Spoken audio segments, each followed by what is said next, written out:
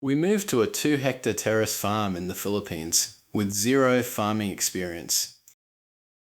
Here's how the first 2 months went. We came with a plan and it's kind of been working, but we are running a bit behind schedule with the planting. Some of our farm we can't really get to easily, but it's okay. It gives us some area to grow grass for the goats. 2 months ago, my wife and I, along with our 3 kids, decided to make a big change. We took over this piece of land here in the La Union hinterland, about 2 hectares of old rice terraces on a hillside.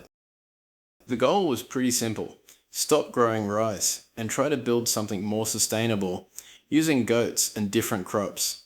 The only problem, neither of us had any real farming experience. We assessed that there was very little money to make with growing rice. On this highland property, rice could only really be planted once a year, so it's not a great cash crop. When we first got here, the terraces were pretty barren. Every blade of grass eaten by animals. A lot of the terraces hadn't been worked properly in a while. No grass or plants, as far as I can tell, equates to dead soil with not a lot of life in it. I've seen 2 worms since I have been here, and neither of them have been on a terraced farm. The first thing we did was get a hand tractor, or as it's called locally, a cliglig. That thing has been an absolute lifesaver.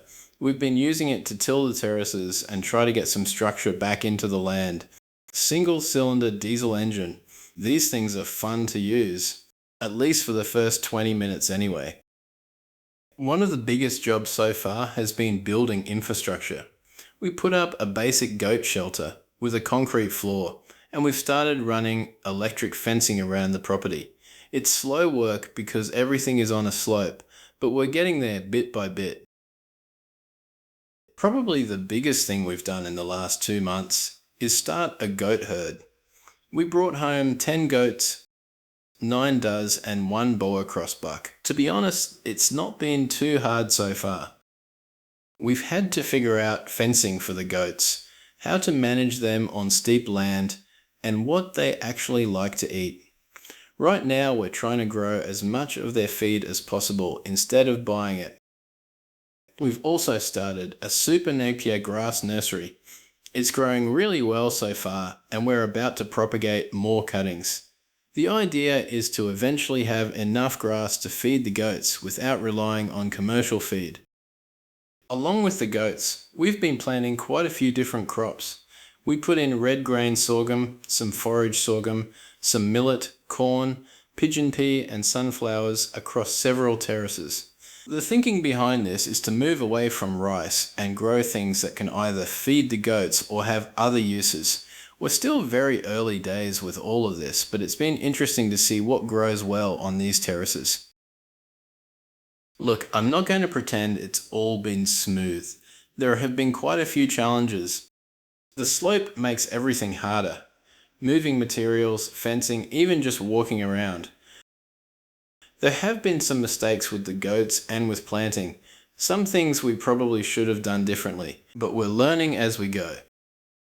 Every week we figure something out that we didn't know before.